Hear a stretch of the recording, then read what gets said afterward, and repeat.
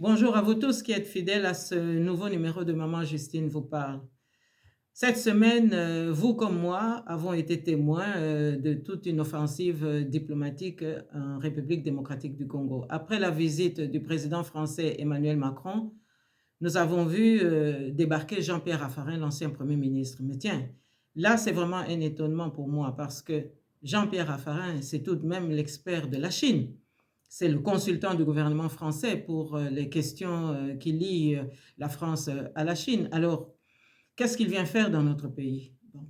Ici ou là, certaines voix ont expliqué que M. Raffarin veut s'occuper d'un lobbying pour rétablir la paix à l'est de la République démocratique du Congo. Mais je ne comprends pas très très bien, à moins que M. Jean-Pierre Raffarin soit préoccupé par trouver un emploi convenable à toute cette meute de Chinois qui pullule un peu partout dans notre pays, ou alors il cherche maintenant à recadrer peut-être une certaine vision de l'Afrique par rapport à ces nouveaux immigrés qui nous viennent d'un peu partout. Je ne vois pas très très bien par rapport à sa stature ce qu'il est venu vraiment faire dans notre pays aujourd'hui. Mais il ne parle pas de cette occupation rwandaise, mais il veut simplement aller rétablir la paix. L'avenir nous dira exactement l'efficacité d'une telle visite. Alors, tout de suite après Jean-Pierre Raffarin, qui avons-nous vu? Eh bien, Nicolas Sarkozy, l'ancien président de la République française. Mais là, je suis vraiment quand même indignée parce que j'ai comme l'impression qu'il y a une asphyxie france-africaine qui vient de nouveau pour gérer nos pays. Il y a, semble-t-il, une géopolitique qui ne dit pas son nom, qui voudrait recadrer ou redéfinir mon pays. Je ne demande qu'à comprendre parce que finalement, si je regarde les péripéties de ces dernières années, mais qui est Nicolas Sarkozy? Mais Nicolas Sarkozy, en 2007, s'est distingué en nous insultant, nous les Africains, en disant que nous n'étions pas suffisamment entrés dans l'histoire. Et ça concernait aussi mon pays, le Congo. Donc, est-ce qu'il vient maintenant pour écrire cette histoire? Est-ce qu'il vient maintenant pour nous orienter, pour nous recadrer? Alors, on sait aussi que Nicolas Sarkozy, aujourd'hui, est au sein du groupe Accor. Il s'occupe des affaires du groupe Accor. Il s'occupe aussi des intérêts de Bolloré.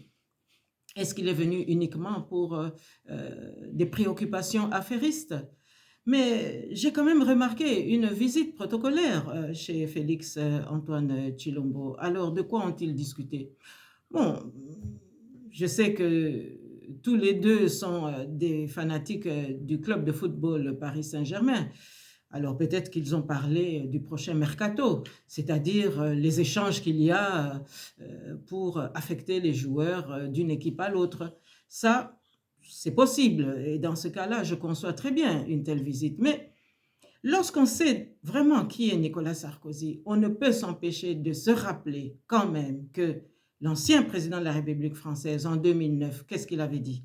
À propos de mon pays, il a dit que c'est un pays dont l'espace est si grand que les Congolais doivent apprendre à partager cet espace et ses richesses avec le Rwanda, le petit Rwanda, avait-il souligné.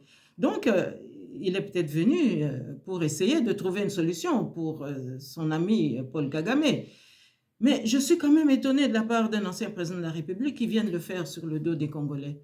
Parce qu'il a encore ajouté récemment, en 2023, que l'Europe, son continent, c'est le continent le plus violent, le continent sanguinaire, où il s'est passé des massacres innommables, un continent où les régimes politiques ont été esclavagistes.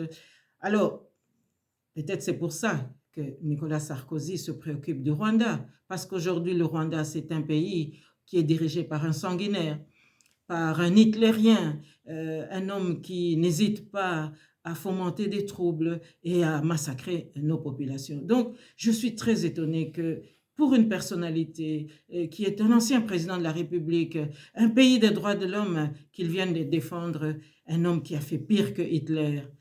Alors, je ne sais pas, aujourd'hui, on doit s'attendre à quoi? On doit s'attendre demain à une visite de François Hollande, peut-être. Est-ce que nous devons nous attendre à une visite peut-être de Marine Le Pen? Parce qu'après tout, devant ce tableau noir des sanguinaires, peut-être que Marine Le Pen est la démocrate qui pourra peut-être effectivement faire un lobbying pour que les choses aillent mieux. Et donc, moi, je ne m'explique pas cette offensive diplomatique parce que, comme femme politique, je ne peux m'empêcher de regarder dans les coulisses de l'action. Et dans les coulisses de l'action, j'ai appris que la France est en passe de devenir la deuxième productrice d'armement dans le monde. Alors, est-ce que M. Nicolas Sarkozy est venu plaider pour la vente d'armes? Puisque je constate que dès qu'il a quitté le sol congolais, un nouveau gouvernement est sorti en République démocratique du Congo avec un nouveau ministre de la Défense. Alors, est-ce que dans les bagages de Nicolas Sarkozy, il y avait un catalogue pour que le nouveau ministre de la Défense congolais sache exactement où il peut se procurer des armes nécessaires, puisque je sais que la préoccupation des autorités françaises, c'est de contrer la Russie. Or, la Russie est omniprésente aujourd'hui en Afrique, et la Russie qui cause des problèmes, qui cause des soucis à ces pays européens ici à cause de l'Ukraine, eh bien, tous ces pays européens ne cherchent qu'à se venger. Alors, moi, je suis indignée de ces procédures parce que le peuple congolais n'est pas informé. Le Parlement, pour autant qu'il y ait quelques hommes de bonne volonté encore, eh bien, ils ne sont pas informés. Alors, je crois qu'il nous faut une rupture. On ne peut plus continuer comme cela. Le Congo ne peut pas être aujourd'hui le pays qui doit être ballotté entre des intérêts contradictoires, entre des intérêts funestes, entre des grands qui se disputent des marchés. Parce que je dois ici encore souligner que pour Nicolas Sarkozy, l'Europe, c'est avant tout une aventure pour conquérir des marchés. Il l'a dit dans cette commission parlementaire il y a quelques jours. Alors voilà, moi, je suis indignée de tout ce qui se passe. Je ne peux pas accepter que la France-Afrique qui a quitté l'Afrique de l'Ouest puisse maintenant se réinstaller en Afrique centrale. Nous avons nos soucis, nous avons nos problèmes, qu'on nous laisse résoudre nos problèmes. Nous ne pouvons pas être des universitaires comme les Européens et ensuite, lorsque nous voulons résoudre nos problèmes, qu'on nous empêche de le faire tout simplement parce que nous sommes d'avant tout un marché qu'il faut absolument exploiter. Alors, moi je dis non. Et je constate qu'il n'y a pas d'opposition dans toute cette situation. C'est peut-être cet espace vide qui permet un petit peu à cette confusion de se propager. Il n'y a pas d'opposition parce que s'il y avait une opposition, elle aurait exigé sur place qu'on sache exactement de quoi retournent tous ces voyages, qu'on sache exactement qu'est-ce qui se passe, qu'on sache exactement quelles sont les intentions de la France. Parce qu'une telle offensive, c'est vraiment inquiétant pour l'avenir de notre pays et pour l'avenir même de la sous-région. Parce que pour provenir d'un pays qui reconnaît que la France fait partie d'un terreau sanguinaire, d'un terreau d'esclavagistes, mais qu'est-ce qu'on nous réserve pour demain?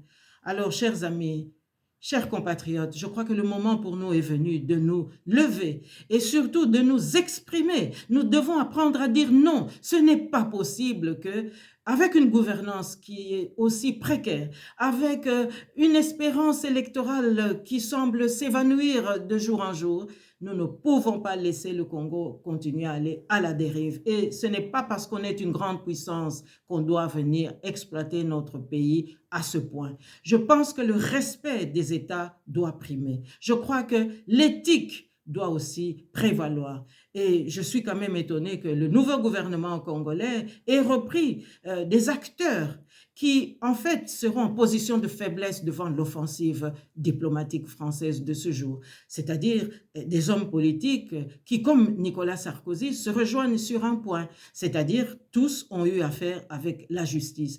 Et jusqu'ici, je ne suis pas sûre que nous soyons vraiment garantis d'avoir les tenants et les aboutissants de tous ces dossiers. Alors, comment est-ce qu'on peut venir résoudre des problèmes au Congo lorsqu'on n'a pas fini avec la justice dans son propre continent. Voilà, chers compatriotes, j'aime mon pays, j'aime le Congo et je crois que notre devoir, mon devoir en tous les cas, en tant que fille dépositaire de l'histoire de la République démocratique du Congo, c'est de vous éveiller et de dire stop à l'incurie, stop à la confusion et surtout, levons-nous, cher peuple congolais, l'heure est grave et nous devons aujourd'hui prendre nos responsabilités. Je vous y invite.